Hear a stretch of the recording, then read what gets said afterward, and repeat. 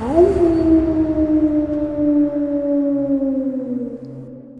the state of Washington lies Mount Rainier National Park, which attracts around 2 million visitors every year. This mountain is an active volcano, a slumbering giant that last erupted in the 1890s. It is one of the oldest national parks in the world and became federally protected in 1899, within the same decade as its eruption. Mount Rainier is located within the very centre of the park. At almost 14,500 feet, it is the 5th tallest mountain in the United States. While 2 million people enter the park, only a fraction of them actually attempt to climb the mountain. Between 1950 and 2018, roughly 444,000 people have made the ascent, and 84 people are known to have passed away while trying. In the current day, Mount Rainier is actually considered rather dangerous, not just because of climbing hazards to the individual that would apply to most mountains, but also because it is believed that it is either overdue an eruption or there is a high probability of an eruption in the near future. This is particularly bad because of its proximity to a major urban area. The Native Americans have inhabited the mountain, which they call Tahamo, for thousands of years, with evidence suggesting activity on the mountain to over 8,500 years ago. With a rich history like that, the mountain doesn't come without old, unusual reports and stories from said natives. For example, one such tale references the mountain's voice. This voice is a recurring motif in the Native American folklore. In this particular case, the Native Americans would talk about strange sounds that emanated from within it. Specifically, they referenced hearing whispers coming from it, alongside deep rumbling and echoing booms. The local tribes interpreted this in a number of ways. Some tribes felt that hearing the whispers specifically was a sign of a powerful spirit being present. Some believed them to be warnings, and others thought that the mountain was speaking to those that could understand it. The whispering must have been heard fairly high up on the mountain, as for some tribes this was considered a warning that people were trespassing too high, or were simply disrespecting it in some way. These sounds, of course, usually coincided with heightened natural events, such as eruptions or landslides. While I'm not entirely sure why they believed that they were hearing voices and whispers from within it, the deep rumbling and echoing booms at least certainly coincide with heightened activity. Another, that is perhaps a little more on the nose, centres around a smoky or misty figure that is mentioned in the folklore around the mountain. Again, this figure was said to be seen around eruptions or storms and was described as resembling the same form as a person but was engulfed in mist or smoke.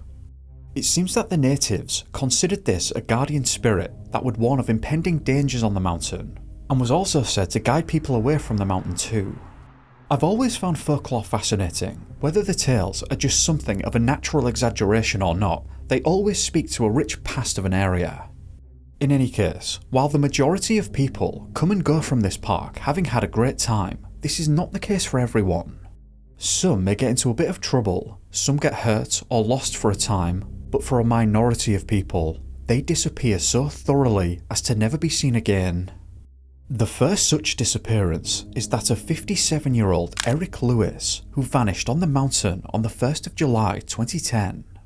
Eric was a great climber and had been doing so for many years. On this occasion, he was with his two friends, Don and Trevor. The route they had planned together was considered a very technical climb, and they had unfortunately planned such a day that was going to mean they had low visibility in general. As said though, these guys knew what they were doing, and they did have a lot of climbing experience under their belts, though Eric was the more experienced of the three. Eric himself did have experience with difficult climbs such as this, though it is not completely clear about Don and Trevor. They also certainly could have picked a better time to do this climb with better weather conditions, but they did at least go highly prepared.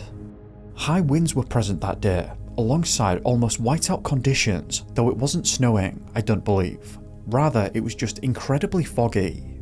The route in question on the Gibraltar Ledges ascends to over 13,500 feet, and the summit of the mountain is approximately 14,400 feet.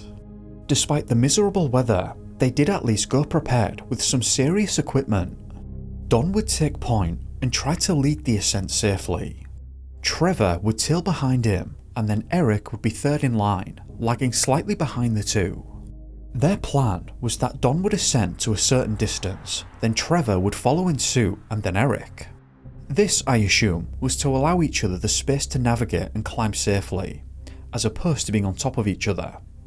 This setup also allowed for Don to figure out the safest route possible. As they began their ascent, they would have been met with jagged edges and a very steep, unforgiving path. After reading about this group, they likely will have moved upwards fairly methodically.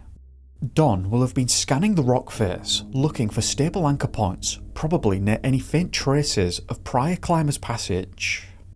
Given the kind of weather conditions they'd have been in, it will have been incredibly windy, and he'll have been trying to shout downwards to Trevor, explaining what's coming up. As said, visibility was very poor, and they'd have been engulfed in the fog, only being able to see just slightly ahead of themselves upwards, which I'd imagine would have made their ascent a lot more challenging and slow.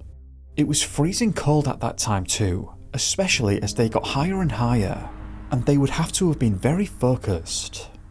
Given the circumstances of the ascent, while it's not totally clear, it's probably safe to assume that they might have had second thoughts about it, but they may have felt that it was too late and that they might as well just keep going and get to the top. Hours passed and they pushed on, even as the fog thickened, until they got to around 14,000 feet, when both Don and Trevor realised that something had gone terribly wrong. Eric had begun to lag behind a little too far for their liking, or so they thought. When they began to pull on the rope, they realised it had no weight and they were able to lift it straight to them. For some reason that the pair of them did not understand, Eric's rope had been unclipped and now he was nowhere to be seen. I've heard it being heavily speculated that the rope was cut, but there wasn't any evidence of that. Instead, Eric had tied a very tight butterfly knot, as it was what he was familiar with. When climbing, you also coil the rope so that it's not dragging behind you and dislodging the rocks, snow and other debris. The butterfly knot is also the easiest loop to undo under weight, and the knot was actually still tied when they lifted it, which means that it is likely that he had purposefully unclipped from the rope. But for Don and Trevor, when they saw this, they were absolutely baffled. While it was difficult to communicate with each other, I do believe that they could hear when they shouted. But in Eric's case, they had heard nothing, no shouts, and nothing to indicate that something had gone seriously wrong. Eric was just gone, and neither of them had the faintest idea as to why.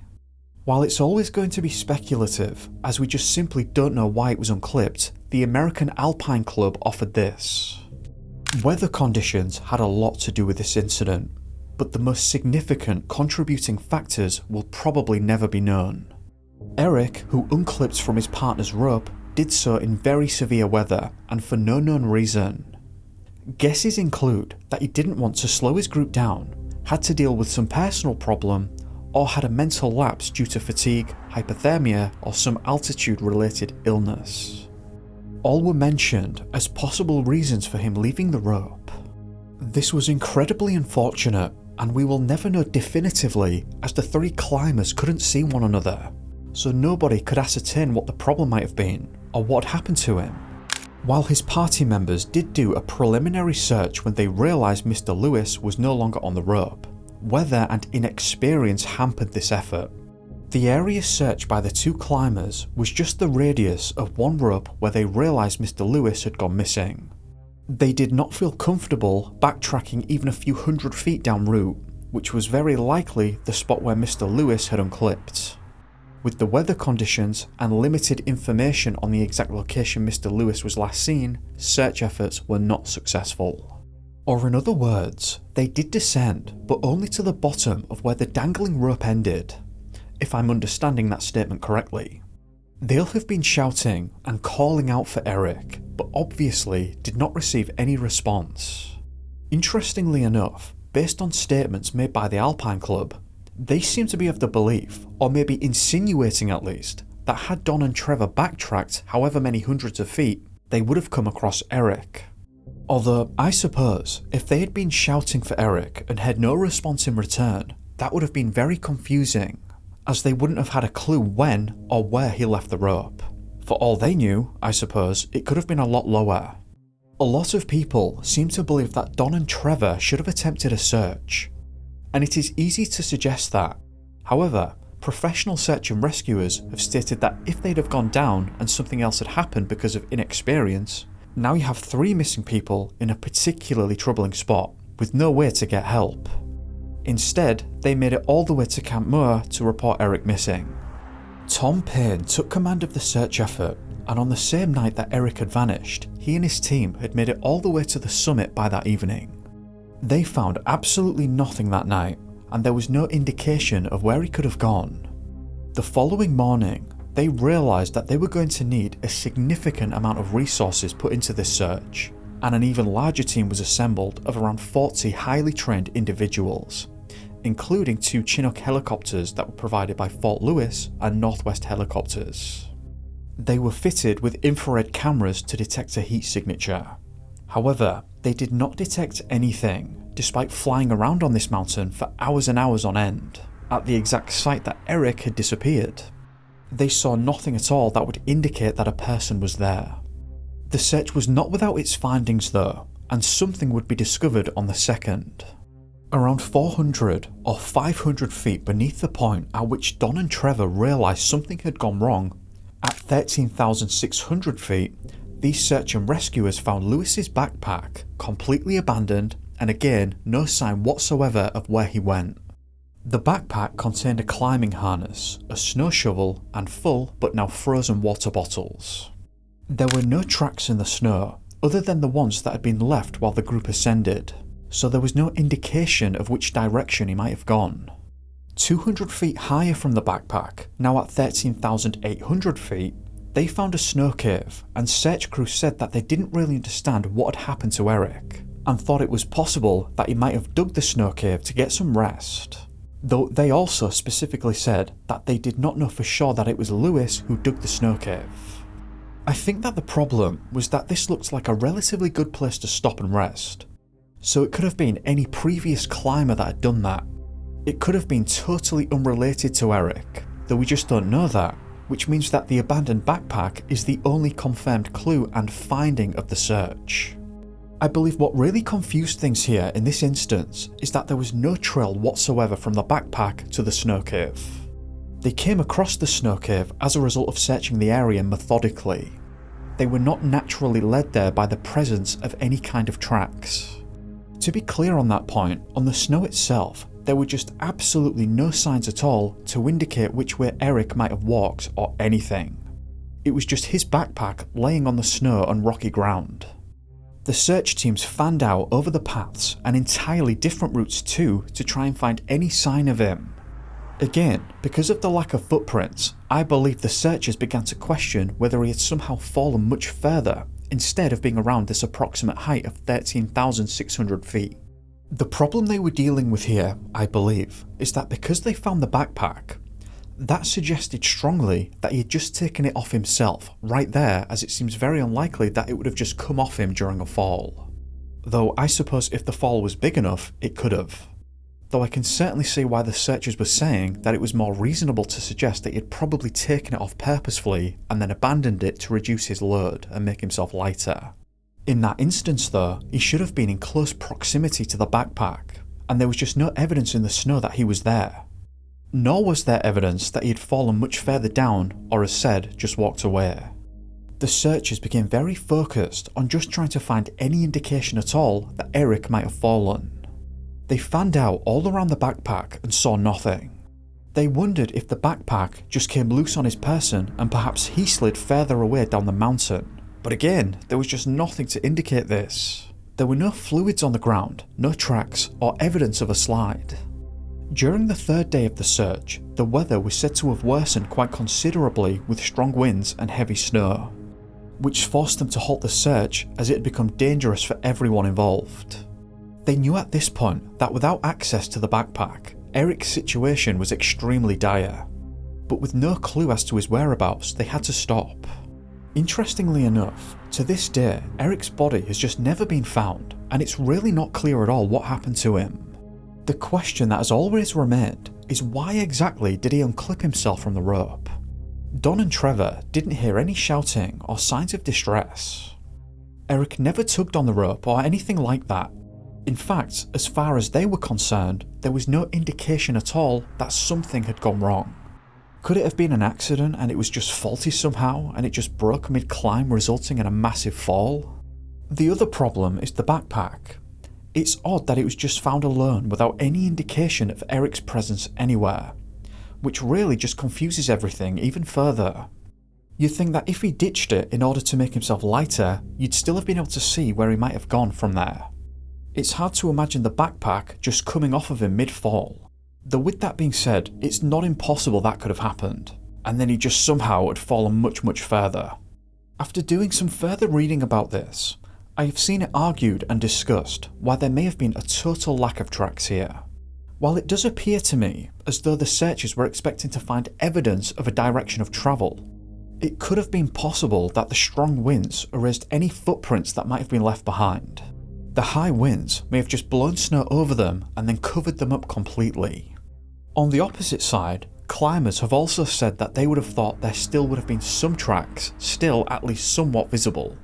That leaves us with the accidental fall, and the argument as presented suggests that the backpack just came off his body and then he went down further into a crevasse nearby. The searchers were just completely unable to confirm this though. It's a problem because typically, climbers even in such conditions do leave evidence behind of where they've been and where they've tried to go. There is no definitive explanation one can provide here. People have speculated and suggested that foul play might have been involved, though law enforcement did not suspect that this had occurred, citing a lack of evidence. The three of them were friends and there were no motives that pointed in that direction. I'd imagine also that the authorities would have found evidence of a struggle somewhere around the location of the backpack, though I suppose if one were to argue in favour of foul play, you'd have to then say that the backpack was placed there after the fact in an unrelated area. Many have pointed out that Eric's disappearance has that classic missing 411 feel to it in this instance, where investigators, searchers, or just people in general begin to suspect that foul play is a logical explanation. But then there is just no evidence that would point in that direction, so I can see at least why there are those that lean that way. It really just isn't clear what happened here, and despite having highly trained searchers that searched multiple areas thoroughly, all the obvious crevices, they did not find a single trace of Eric. Now, aside from Eric's disappearance, I have actually covered a fair few disappearances on Mount Rainier in the past that are well worth re-including here. The first one is actually somewhat alike Eric's disappearance. David Taylor was 23 years old when he disappeared from Mount Rainier National Park. David was actually a park ranger and worked at this particular park, and over the years he worked there, he had become quite familiar with the mountain itself.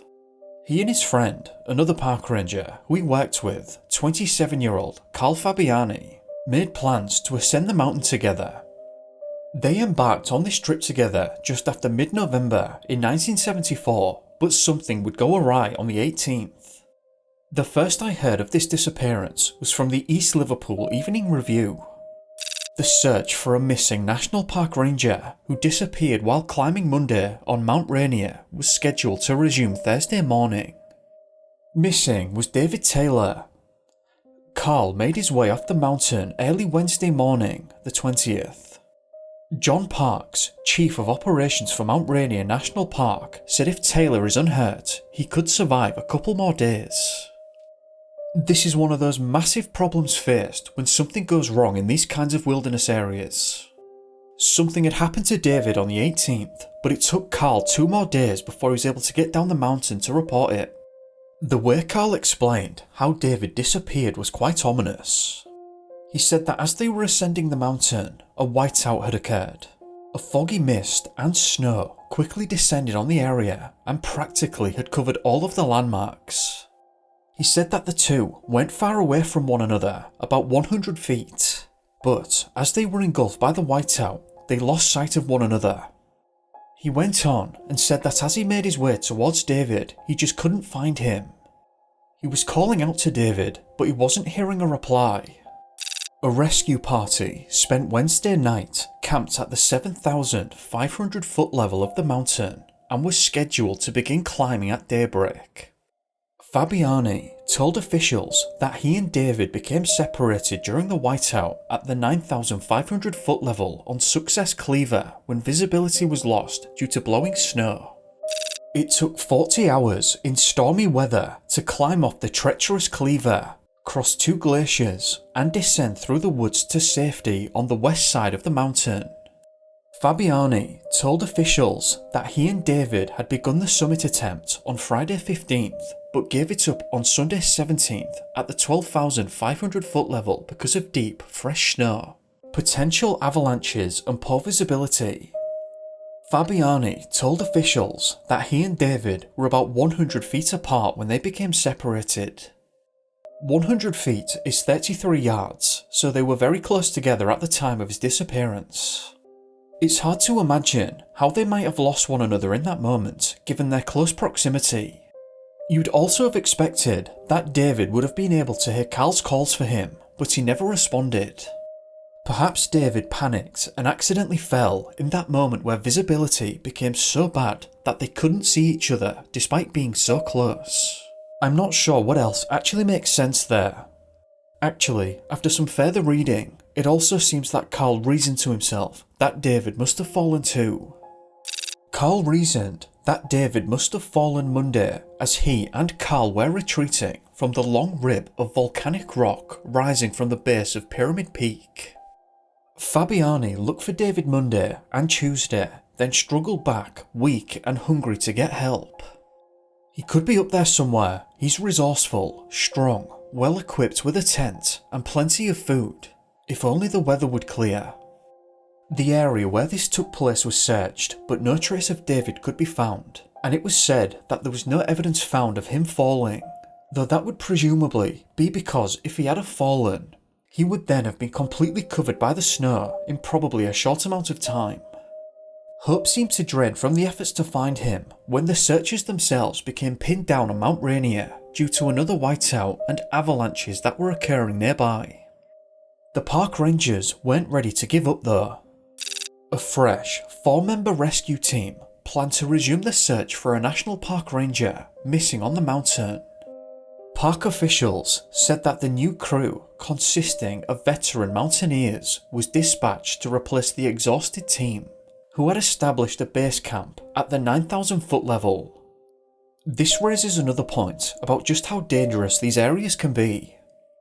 The searches look absolutely nothing like they do on the ground because you quite literally need experts, highly trained search teams to be able to search these areas effectively and safely, meaning that the number of searchers is always going to be extremely limited in comparison to a normal search effort.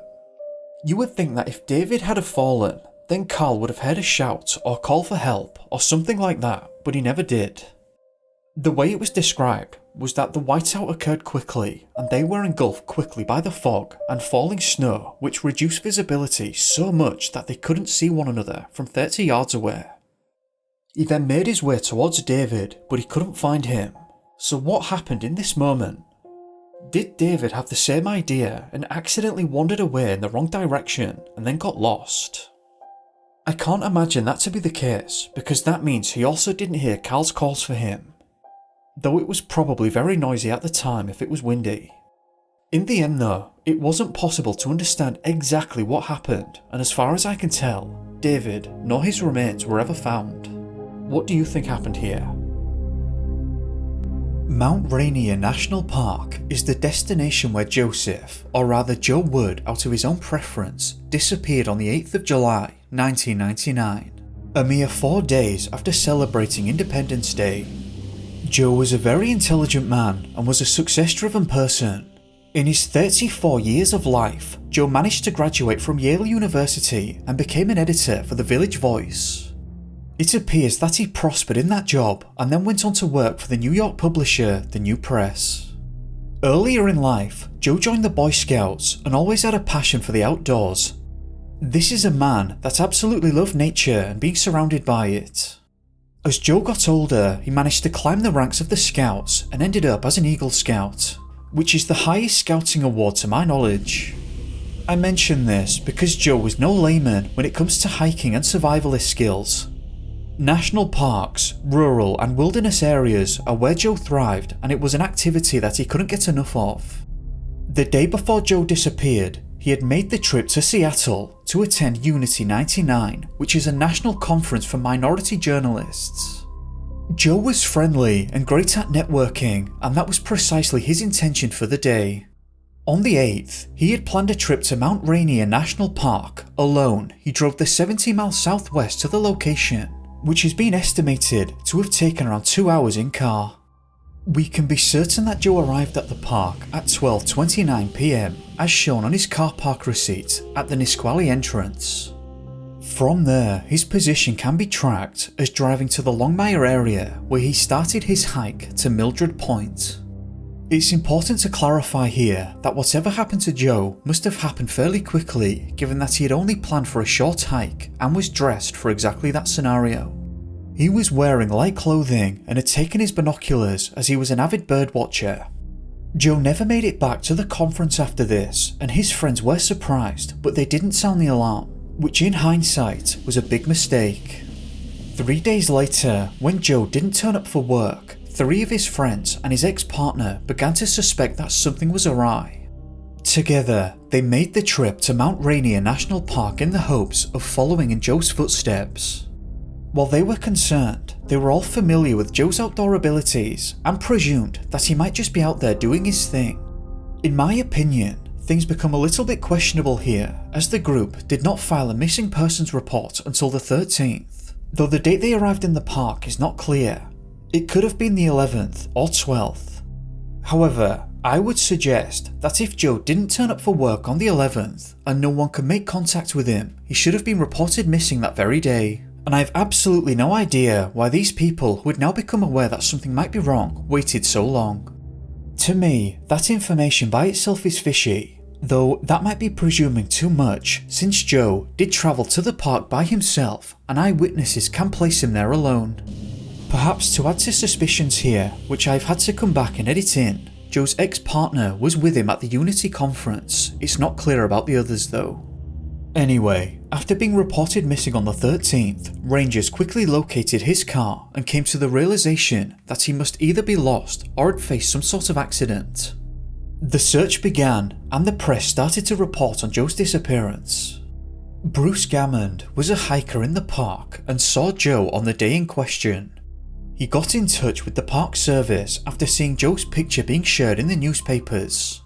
He told them that he met Joe on the Rampart Ridge Trail and that they were at an altitude of around 4,800 feet at around 2 PM on the 8th. The trail was covered in snow and Joe questioned as to how far the trail went on, and Bruce said that it went on for another 5 or 10 minutes, but that there was a snow bridge that looked dangerous to cross. Joe said that was fine and that he planned to turn back shortly anyway, and the two parted ways with Bruce coming down off the mountain. This was the last time that anyone would ever come into contact with Joe Wood.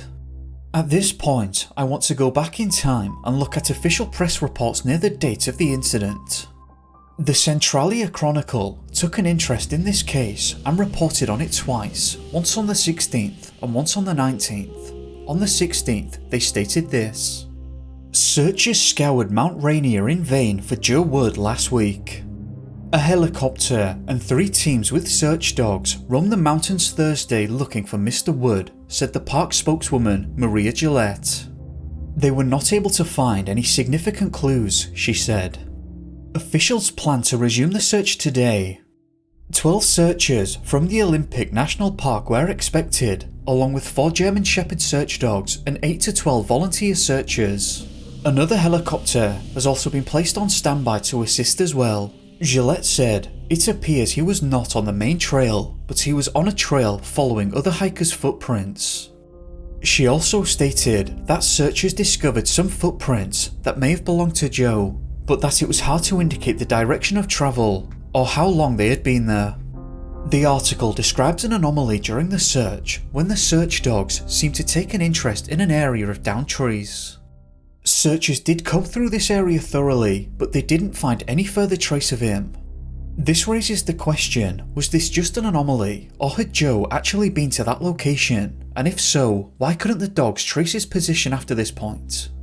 It's also worthy of mention here that the weather did take a turn for the worst 3 days into the search when heavy rain began to fall. On the 19th, the Centralia Chronicle stated this: "After 5 fruitless days, the search for a New York book editor on Mount Rainier has been suspended. No clues emerged in our searching today," park spokeswoman Maria Gillette said Sunday after meeting with Joe's family and friends. Maria then points to the conversation with Bruce and the potentially dangerous snow bridge. She said that it was a likely possibility that he had tried to cross the bridge, which then could have collapsed and caused him to fall. Joe seemed to indicate that he didn't plan on crossing the bridge when he told Bruce that he was going to turn back shortly anyway. Of course, there is every possibility that he changed his mind or came into contact with an animal or a third party that pushed him in the direction of the bridge. This is all speculation now, however. They knew on the 15th that Joe had at least been near that area, so why now, days later, are we thinking about the bridge? Surely that would have been a great place to start on the 15th. Anyway, that was what the park officials went with, and said that the best bet now was to wait for the snow to finish the melting process over the next few months. From what I can gather, the snow in the area had already begun to melt. Even after the snow had cleared, Joe, nor any trace of him, or where he went, ever turned up. There was absolutely nothing found at all. Searchers said that they didn't believe animal predation had occurred, as they would have expected to find clear evidence of that. The day in question that Joe disappeared, the weather was excellent and conditions were clear. Or in other words, visibility that day was brilliant. Joe quite literally disappeared without a trace, and as strangeoutdoors.com point out, it would be completely understandable here if the area was foggy or had been hit with a snowstorm or just bad weather in general, but it wasn't. One would imagine that if he did make that fall, his body would have been discovered in subsequent helicopter and ground searches, especially once the snow had cleared. This then raises the question, could there have been any third-party involvement here? Of course, I can find no evidence of this, but there is no evidence of anything. I was really surprised that absolutely nothing was found in this instance. Now, just to make things stranger, the newspaper amazingly named the Walla Walla Union Bulletin reported this on the 21st of July, 1999, with the heading, "Number of hikers missing on Rainier, highest in years." 3 hikers recently missing on Mount Rainier may be hidden under the heavy snow that blankets the mountain. It's the highest number of lost people on the mountain in years. The 3 hikers, John Repka, William Tietjen, and now Joe Wood. They are presumed passed by friends, family members, and park officials after becoming lost in separate incidents on the mountain since May. Rangers who have been here for many years don't remember ever having a year like this, park spokeswoman Maria Gillette said of the toll. The missing men disappeared while hiking or snowboarding on the mountain, but park rangers have struck out in their rescue and recovery efforts. "We're very frustrated," park ranger Nina Stevens said. "At this point, let's have a look at the other disappearances that happened on Mount Rainier at the time. Unfortunately, these disappearances didn't get as much attention as Joe's, so less specific details are known, but this is what we have. John Repka, who was 51 years old at the time, went to Mount Rainier with a climbing team on the 16th of May, 1999. All of his teammates were more than just that, and from what I can gather, had all known each other for a very long time and were friends. The group had planned to climb the Muir snowfield, which is 8,000 feet up the 14,410 foot mountain. Things get a little hazy here, but John managed to become separated from the rest of the group, and they weren't even sure how that had happened, but visibility that day was low. It seems that the group had been hiking together, and at some point during their descent, John became separated accidentally, and no one had realised that it had happened. The group did have radios, and John made contact with them, and he told them that he was lost. This was the first time that they had realised he was missing, and they were at an elevation of around 8,000 feet. Reports aren't specific about the actions that the group took at this point. The Centralia Chronicle on the 19th of May, 1999 reported this. poor weather hampered the efforts of the searchers looking for a climber who got lost in the Moor snowfield while descending Mount Rainier. Weather permitting, the search was scheduled to resume today for John Repka, who was coming down the mountain Sunday when he became separated from his group, said National Park spokeswoman Maria Gillette.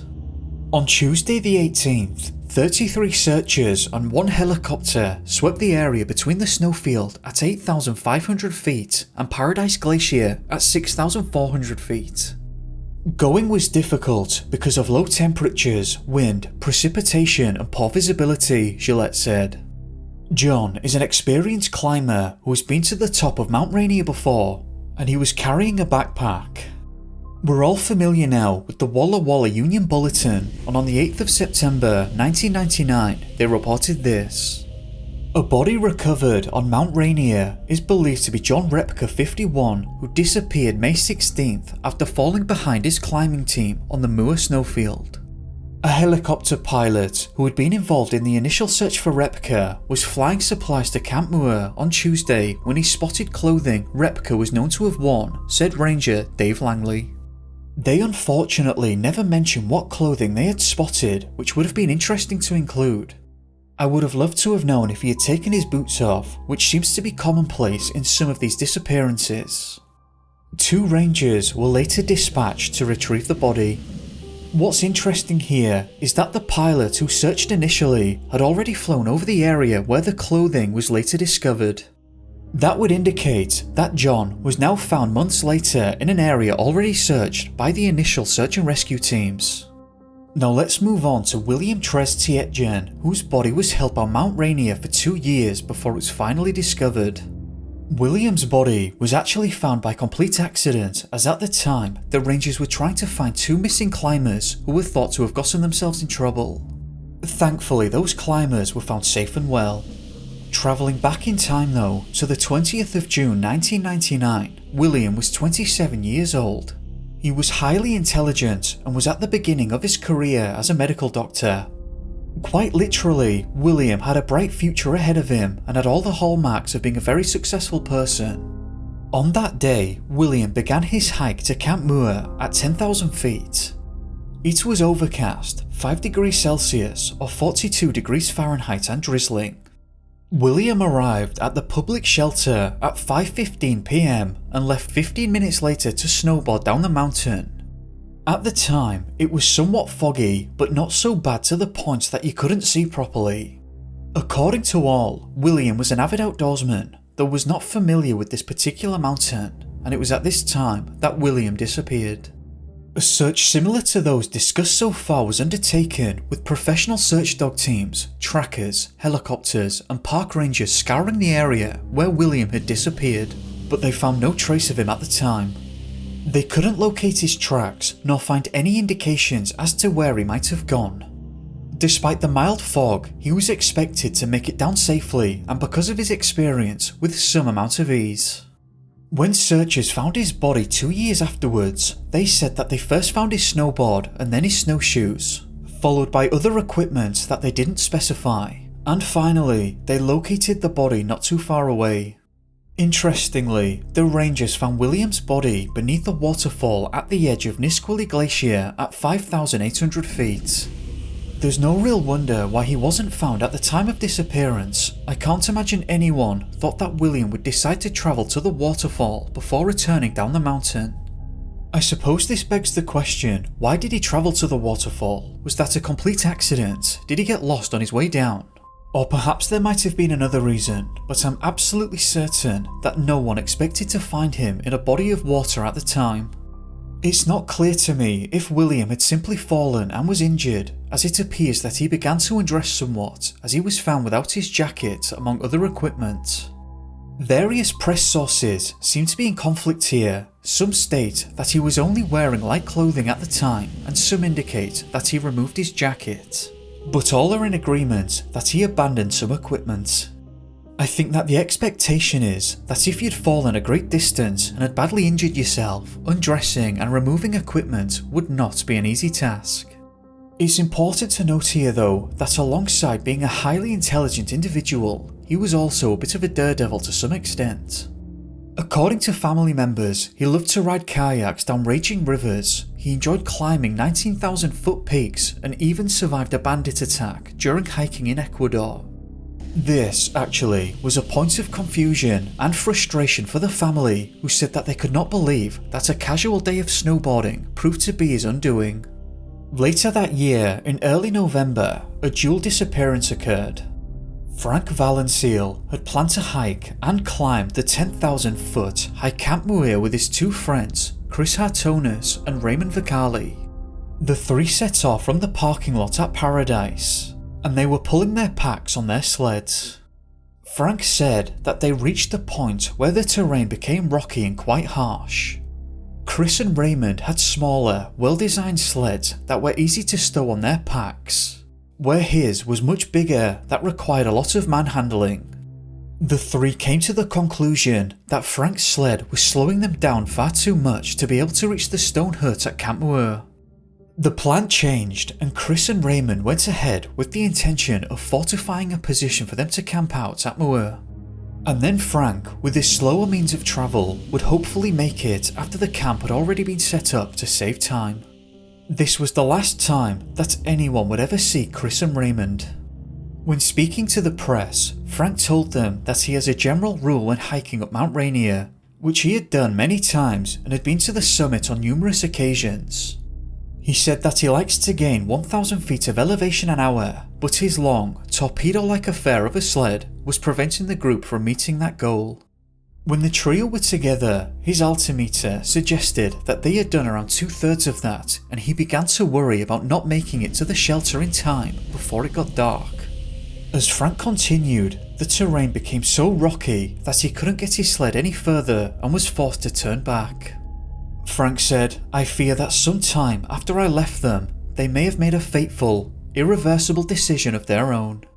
I regret that I was not with them. If they were in a difficult situation, maybe I could have helped." Frank reported the situation to the Rangers, though he hadn't realised that they were missing at the time. Frank joined the Rangers in the search for Chris and Raymond, but all attempts were turning up no results. They had helicopters flying overhead and had deployed search teams on the ground, including dog teams.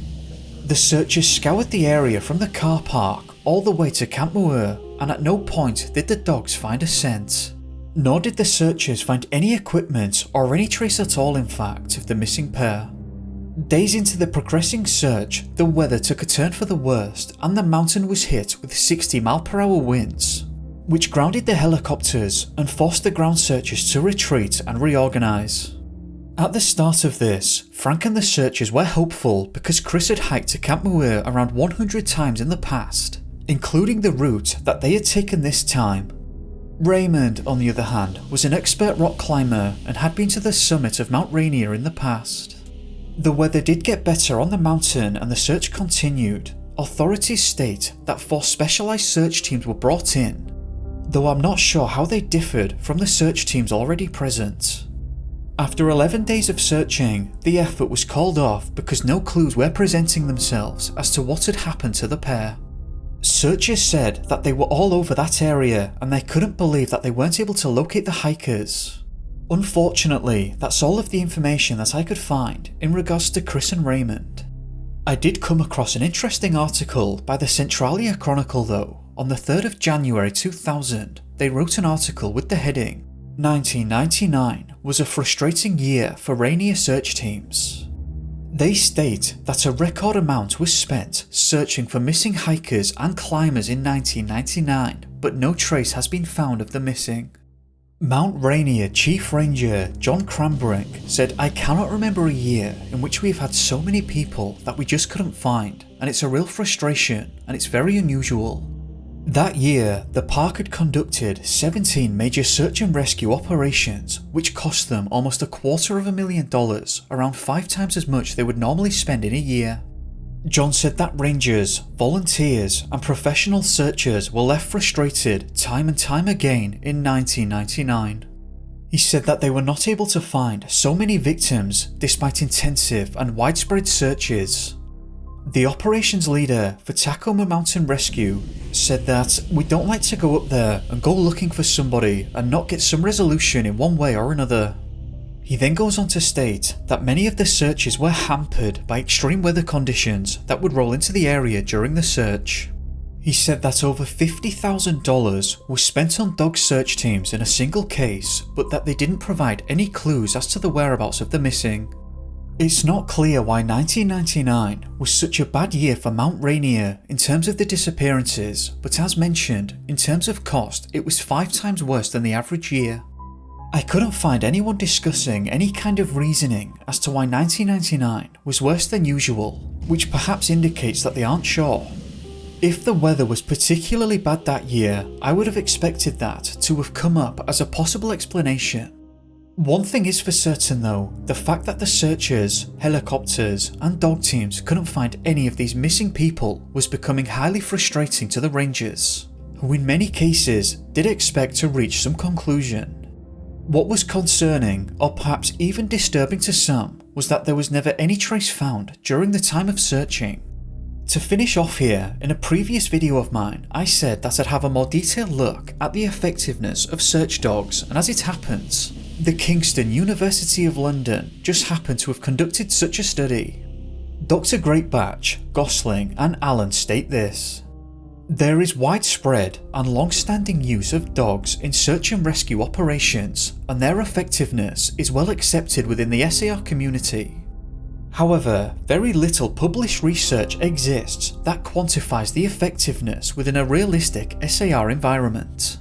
Their study included 25 experiments with 10 dog handler pairs using randomized target placements, whereby they could then calculate the ratio of success, misses, and false positives. A false positive would be the dog believing that they had found the item but had not. Each dog was fitted with a GPS device which recorded their paths and ambient temperature. The researchers also wanted to account for wind strength and humidity to see if they altered the success rate at all. The results of their study showed that there was no identifiable correlation between humidity, temperature, or wind speed and effectiveness. The dogs were 76.4% successful overall, with no effects from the weather conditions. They also had an effectiveness score of 62.9%. Just as a brief explanation, the success rating percentage there obviously indicates the successful finding of the target item, and they found that the dogs were 76.4% successful at finding the items. The 62.9% effectiveness score is considered to be the degree to which the dog is successful in achieving this purpose. So what they found was that in some cases before the real find was made, the dogs would sometimes report false positives or would become distracted in some instances, but frequently they still made the find eventually. 76.4% of the time in fact, which is a very high success rate despite the minor blips. Does the high success rate of the dogs make some of these missing person cases that much more unusual? The answer to that is I'm not completely sure, and I would like to see this same study reproduced in mountainous terrain. This study in question was done in the UK in lowlands. In fact, after having another look at the paper, the researchers also state the same thing. They say, for future studies, we recommend further tests following the same methods in different locations and environmental conditions, and with more breeds of dogs to get a fuller, more comprehensive picture of basic search dog effectiveness. It is important to say though that 76.4% is very high, and it makes it absolutely clear why humans have been using dogs in a search and rescue capacity for at least the last 400 years, and in all kinds of environments too. In my mind, I do find it odd that no trace at all was found in these disappearances despite the extensive search efforts. As always though, I'd like to hear your thoughts on the matter, so do share. Marcella Remiski, 4 years old, disappeared on the 2nd of July 1950. With her mother, the pair were spending some time together around the Carbon River area of Mount Rainier National Park. They had been hiking for a while before sitting down to have a picnic together. It's not clear how this occurred, and the articles don't go into very much detail about this. But at some point during this picnic, Marcella looks to have wandered away, and Kay, the mother, couldn't locate her thereafter. Kay had said that she wasn't sure what had happened, one moment everything was fine, and the next Marcella was gone. It's not made clear why Marcella wandered away or how. There's not a lot of context given. Kay did spend some time calling Marcella's name and looking for her, but when she couldn't find her, she was able to grab the attention of others and the park rangers were notified. The search for Marcella was started immediately and bloodhounds were called in right from the get-go. The dogs never found Marcella's scent, but thankfully she was found safe the following day around 2 miles from the point of her disappearance. The Carbondale Southern Illinoisan stated this: "Forest rangers and soldiers assisted by bloodhounds searched the bear-infested Carbon River area of Mount Rainier National Park today for a 4-year-old girl lost in the rugged wilderness since yesterday afternoon. 50 men with flashlights searched along the swollen, swift-flowing Carbon River all night." And Park Superintendent John Preston said 115 soldiers from Fort Lewis had joined the search today. 2 bloodhounds from Centralia were unable to pick up the tot scent. The area is corrugated with deep ravines and thickly populated with wild animals, including bear and cougar. Preston said bears in the area were very wild and not the usual friendly variety found in the more civilized areas of the park. Marcella, who has been lost in Mount Rainier National Park since yesterday afternoon, was found today, the ranger's office here reported. A ranger said the girl, Marcella Remiski, was in good condition with no visible injuries. She was taken to a doctor's office at Buckley for examination. 2 men, both of Tacoma, found her. What's interesting about this is that while the Carbondale reported that Marcella didn't have any injuries, the Bluefield Daily Telegraph reported that her legs bore long scratches from crawling through the underbrush. Specifically, Marcella was found sitting high on the slopes of Mount Rainier, but despite the scratches, she was found in remarkably good condition. There's also some further interesting information.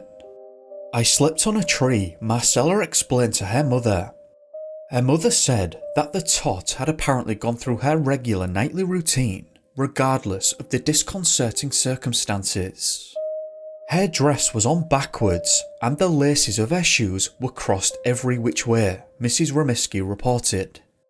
The girl was found about 9 AM by 2 Tacoma brothers who volunteered in the search. Jack and Donald Noel spotted her through binoculars and reached her a short time later. It's interesting, and perhaps a bit odd at first glance, that her dress was on backwards and her laces of her shoes had been messed up. Overnight, it becomes quite cold on the mountain, even in summertime, with temperatures dropping to around freezing levels. So it's interesting that she would remove her clothes and shoes. I can't imagine that she slept without them given said temperatures. Occam's razor is usually the correct answer, so perhaps as Kay suggested, she had just followed her nightly routine. It's still interesting, however, that she was found in, and I quote, remarkably good condition without any signs of hypothermia. This is something that can grip young people very quickly and harshly, and somehow Marcella had managed to avoid that despite the removal of clothing. In any case, in the end, I'm just glad that she was found safe and in good condition. That was also the end of the paper trail, so let's explore the next disappearance.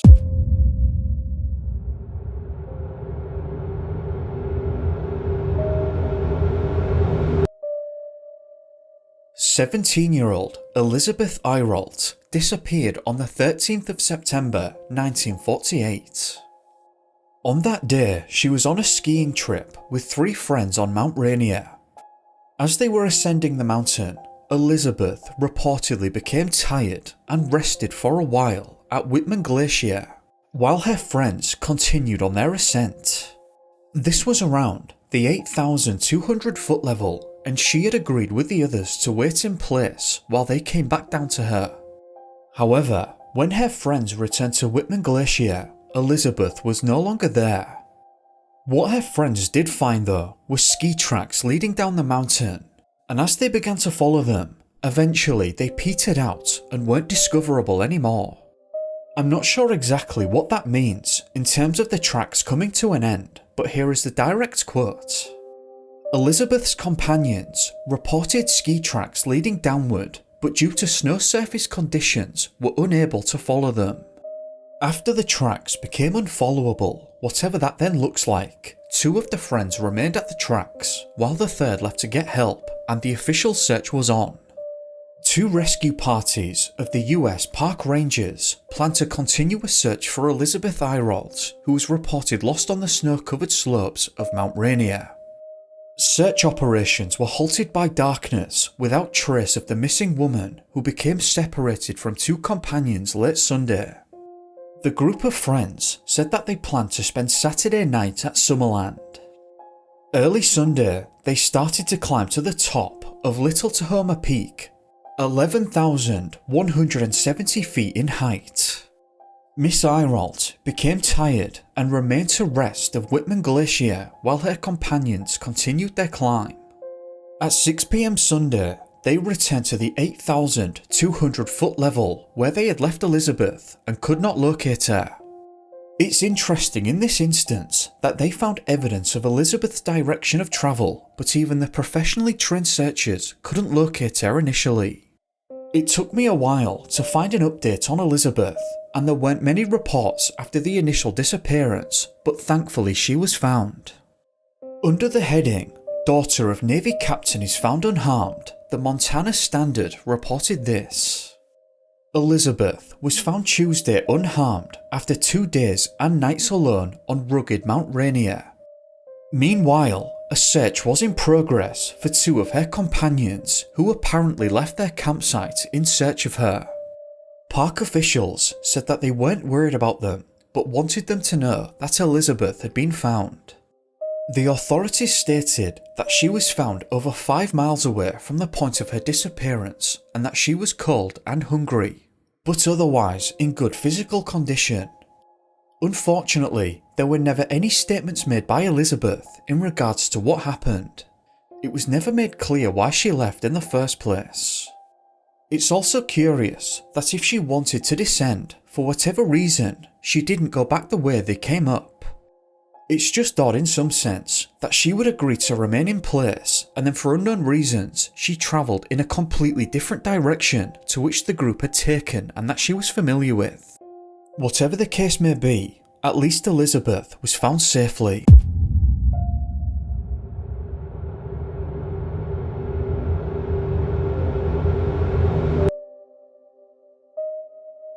Larry Connors was 2.5 years old when he disappeared from his family home. It's not mentioned in which general area he lived, only that much of the search area was covered by Mount Rainier. In any case, Larry's dad said that he believed that Larry had walked off into the wilderness with his neighbour's dog. This dog would later return alone while the search was ongoing. Thankfully, Larry was found alive a day after the search began. The Manitowoc Herald-Times reported this. Larry Connors, missing since Sunday afternoon, was found alive today by his father, one of about 400 men who had started a mile-long sweep through the underbrush. The lad was under a bush about 900 feet behind his home. His face was dirty, but otherwise he showed no effects of a night outdoors. A doctor was called to examine him. The child had apparently become tired and fell asleep. Shortly before 10 AM today, about 400 men formed a line about a mile long and began to sweep through the rocks and undergrowth in the back of Connor's home. The father, Wilbert Connor, said he had passed the same bush several times during the hunt, which began shortly after 4 PM yesterday. There was no further reporting on Larry other than this, but it's interesting nonetheless that he was found in an area that had been repeatedly searched. The comments about him showing no effects of a night outdoors, I can only assume means that there were no injuries and other than his dirtied face, he was otherwise in great condition. I always find it curious when a person is found in an area already searched, because in this case, it has to mean that Larry was always nearby and was able to evade the searchers for the entire time, either not hearing or ignoring their calls. A lot of people seem to find this aspect quite suspicious, and I suppose in some sense always brings up the question, was he placed there? There have been instances in the past where the person responsible for a disappearance has joined the search effort. If the heat got too much, I'm sure this could be a potential outcome. I want to make it clear though, that as far as I can tell, there's absolutely no evidence at all to suggest that something like that happened to Larry. Occam's razor, I suppose, points to the idea that Larry was somehow always very close to the searchers, but just out of reach.